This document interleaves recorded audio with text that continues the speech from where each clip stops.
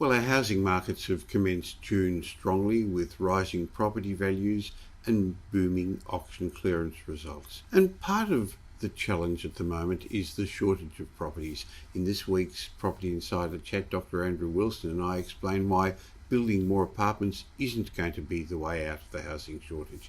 If you want to keep up to date with what's happening in our housing markets, just subscribe to this YouTube channel and join over 2 million others who've got benefit from our commentary. And while you're there, why not click the little bell icon so we can keep you updated each time a new show comes out.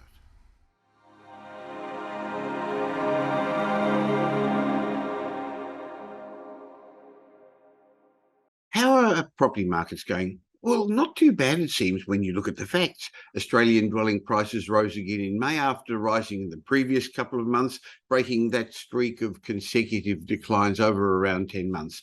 Now, auction clearance rates, which are a great in-time indicator of market sentiment, they're really bounding along. Now, working to support our housing markets are, of course, our strong population growth, the tight rental markets, and the resilient labour market. Over the last week, we've received the latest Australian Bureau of Statistics data on home loans and on building approvals, and that should give us an indication of some of the influences on our property markets moving forward. So I'm looking forward to discussing them with Australia's leading housing economist, Dr. Andrew Wilson, Chief Economist of My Housing Market. Hi, Andrew. Yeah, good day, Michael. And yes, it's really been a remarkable past couple of months in terms of the revival of our housing markets. Not sure anybody can argue with the facts, Michael, because they certainly show us that housing markets are now really strengthening across the board, with that Sydney market really building up a head of steam. And we're seeing results that are now compare with previous very strong boom time results in that Sydney market. Now, of course, we know that there's some way to go before we capture or get back to where we were a year ago. And part of that, of course, is what's driving housing markets, that values are still lower than a year ago. So that value perception is strong.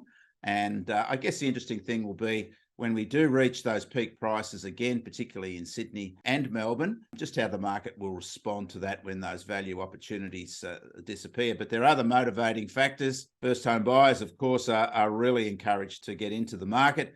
And not just because prices are lower than a year ago, not just because there are plenty of incentives around, particularly new incentives in New South Wales for first home buyers, but also the horror story that is the rental market continues to really become a barrier for tenants in terms of their financial position. And we'll have a look at the latest rent report for June next week. And I'm afraid there's no good news there at all. But yes, we've had more results from the ABS this week, Michael, for the month of April, and nothing's really changed, or has it? Well, April was a while ago now. We're in June, Yes. but the home loan approvals for April were released, and it showed that they eased after three consecutive months of increases, Andrew. Yeah, look, quite interesting, Michael, because that's probably the first negative housing market data that we've had this year, or certainly through the past 3 months. We know we've seen house prices consistently rise. Nobody can argue with that. It's all data sets are showing that. So if you don't like it, well, bad luck, that's the way it is. We've also seen home loans rise over 3 consecutive months as well. So that's sort of correlating that what we're seeing in house prices, of course, with rents, as we've mentioned, and also the auction market is very, very strong, particularly in Sydney. But we did see a fall over April. The ABS reported that home loans were lower by 2.9% over April, and that followed a very strong 5.3% result over March. And when we drill down a little deeper, we saw owner-occupier lending was really the main factor in declining home loans over the month, down by 3.8%. Investor lending and first home buyer loans each fell marginally by 0.9%. Now, I want to just discuss this to some degree, Michael. It's a little counterintuitive that we did see a fall in home loan activity over April, given the consistency of previous months in terms of increases, and given that we're clearly seeing other signs of increased inactivity in housing markets. And we've mentioned house prices, auction clearance rates, etc. And we know we still have a booming economy. Now, I think what we can perhaps discuss or perhaps look at in terms of the actual data here is the seasonal adjustment process, which we know, and the ABS has admitted that through the COVID period, this has proved problematic for seasonal adjustment because, of course, we had lockdowns and the whole seasonal adjustment model was turned on its head. I think that given we had a very, very strong result in March and then quite a weak result in April. Perhaps this does reflect the adjustment that would need to occur over another year or so to the seasonal adjustment model, Michael. So let's take the April and the March data with just a grain of salt going forward and not call it as being a sign that there's declining activity now starting to occur in our housing markets. But nonetheless, we have to take that as it comes through. But I do mention that we need to be a little wary of the seasonal adjustment model, given that the ABS has admitted this, that there are issues with the seasonal adjustment models. And that's why it's been advising those to look at the trend rather than seasonal, the trend model rather than seasonal adjustment model. But nonetheless, it was a weaker result over April for home lending, particularly for owner-occupiers. Well, what did hold up, Andrew, was refinancing, and I assume people are wanting to get ahead of that cliff, that fixed interest rate cliff that people are concerned about, where their interest rates are going to move to higher levels. Well, I think that's yesterday's clickbait, Michael, to a large degree, the cliff. I think the proportion of lending for refinancing, again, suffers as a result of perhaps the seasonal adjustment process. But, going forward, we don't have any other signs that there's been issues in terms of the capacity of mortgagees to refinance in terms of higher levels of defaults and arrears. But I think we've moved through that process to some degree of those now refinancing those very low fixed rates that were on offer a couple of years ago. I think brokers have really been in hand or taking in hand their clients to be able to make that transition quite smoothly. And of course, let's remember, over the past 2 years since those low fixed rates were on offer and were taken up, we've seen very strong growth, particularly in the economy and particularly in wages growth. So that can tend to offset the issues with having to take a higher rate now. And of course, we're seeing house prices again start to rise, which is improving household balance sheets. Another statistic that came out over the week from ABS was house building approvals, and they have collapsed, Andrew. I guess this is one trend that we can't really argue with because it's so consistent, Michael. And the April home building approval data was a shocker. Let's be clear. Home building approvals were down by 8.1% over April.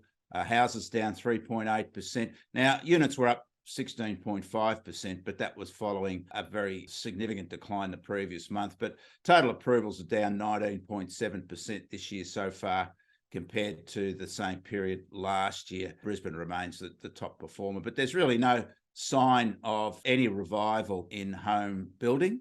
And of course, this is part of why we're seeing prices increase again. Certainly part of why a significant factor in higher rents is that we've continued to underbuild. And, the numbers we're seeing, particularly for units coming through, Michael, really do reflect that there are systemic roadblocks to apartment building now in this country. And even with a shift towards apartment living growing, as is evidenced by surging rents and strong performances in the unit market generally.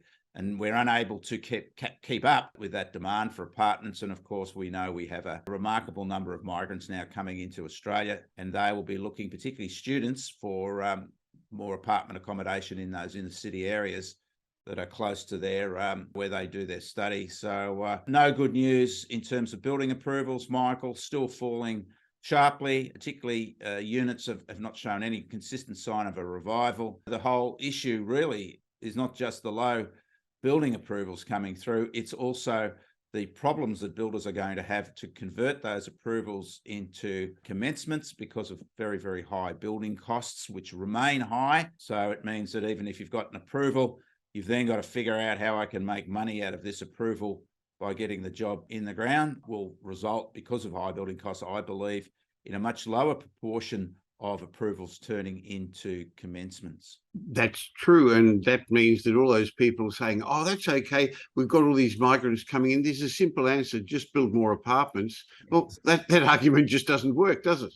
It doesn't. No, it's not a question of just add water and, we get hundreds of thousands of apartments overnight. That's not going to happen. We have, as I said, systemic roadblocks to particularly apartment development in Australia's major capital cities now, eastern seaboard capitals, Brisbane, Sydney, Melbourne. We're locked into green tape and red tape, high building costs, planning restrictions. It's not going to change, Michael. It's just not going to change. That means that that's going to underpin the value of existing apartments, established apartments, because any new ones coming on track are going to be much more expensive. But it also means our rental crisis is going to continue. There's no end in sight for that, is there? That's right. And the point is, I guess the question becomes, will developers start to build apartments that are designed perhaps for those with a higher wealth profile when they do get their approvals, because they'll feel that there's some better profit margin in that, or they may go for, higher volume apartment developments because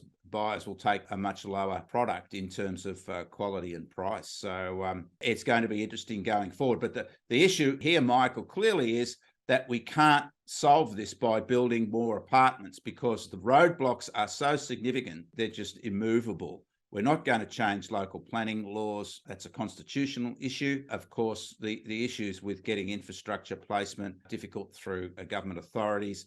And of course, building costs are not going to fall despite fewer homes coming through approved for building. I just wanted to interrupt this week's Property Insider chat to remind you this is not specific investment advice because we don't know your personal circumstances, but we're more than happy to have a chat with you to help you take advantage of the new property cycle. If you think about it, an opportunity like this to get set at the beginning of a new property cycle doesn't happen very often. So why not have an obligation-free chat with my team at Metropole to discuss your goals and your options? Remember, we've got no properties for sale, but we offer strategic advice to give you directions, results, and certainty. This is the right time to get all your ducks in a row and get set for the opportunities that are going to abound. But be careful. Property investment is a process. It's not an event. So you can't just go off and buy any property and hope to be successful. Formulating a plan and getting the right advice is more critical than ever now. So why not have a chat with the team at Metropole? Go to metropole.com.au. Well, Andrew, we regularly discuss the auction clearance results. You report them every Sunday before the others in much, much more detail on your LinkedIn profile, and we also report those in Property Update. Now, last weekend, you hinted that Sydney could breach that 80% clearance barrier that takes it into boom time mode. Well, we had a wow of a weekend, didn't we? We certainly did, Michael. We've been threatening that Sydney market to break through 80%. There's been close to, or at 79% for a few weekends, and I guess it was no surprise that finally the Sydney market broke through, recorded a clearance rate of 82.3%. We use that 80% clearance rate as a benchmark for the boom word, because typically then we do start to see prices escalating, because it does reflect that buyers have got a better than 8 out of 10 chance of generally of selling their property under the hammer in the market. And that's why we see prices growing, because of that strong competition, reflecting those 8 out of 10 or 80% odds of selling your property, plus 80%. So we sort of use that as a benchmark for a boom time results. Of course, when we're talking about a boom, Michael, we're booming from a lower position. It's not as though we're back into the black in terms of peak prices in our capital city markets. And that's when the markets will be tested once we do get to peak results. But currently we're catching up to that point very, very quickly, Michael. Sydney, 82.3%. We also had more auctions in Sydney at the weekend, 631 versus 600 the previous weekend. Melbourne auction numbers were down, however, but it again produced another just below 80% clearance rate, 78.4%. Brisbane, which we know tends to be a little volatile, its numbers were the same for the previous weekend, auction numbers, but its clearance rate was down, but still a good clearance rate for Brisbane at 68%.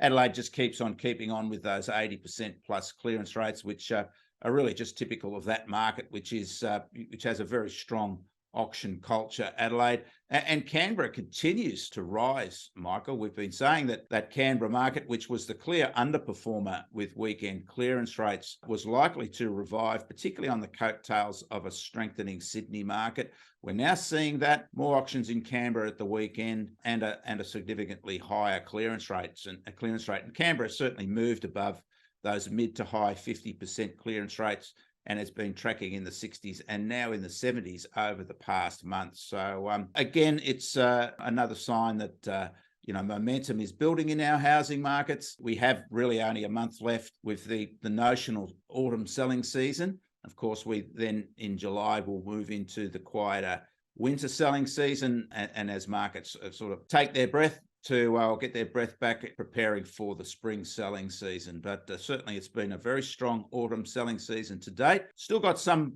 left to run, I think, Michael. And the point is that these clearance rates at 80%, near 80%, above 80% will act as an incentive for buyers out there, because they'll want to make sure they secure property before prices go even higher. And that, of course, is the signal that we get from those clearance rates. And it's remarkable, Michael, to see where we are in our auction markets compared to a year ago.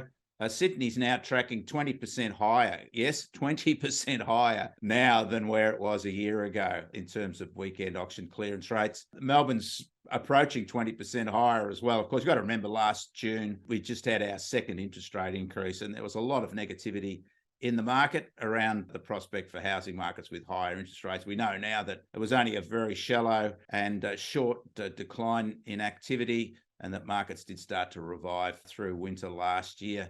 And now we're seeing prices grow again. Again, Adelaide and Brisbane Brisbane's around about where it was a year ago. Adelaide's similar results to a year ago. And we've mentioned Canberra has picked up quite significantly over the last 2 months. So onwards and upwards with our auction markets, and no surprise given other data is reflecting that. And of course, watch out for those auction clearance rates. They are clearly a positive indicator of what's happening in the market on a weekend by weekend basis. And once again, they're proven to be correct. Well, they're an indicator of buyer sentiment. And there's no doubt that FOMO is creeping in. Yes. People are worried about seeing how many other bidders there are at auctions, how many people are open for inspections.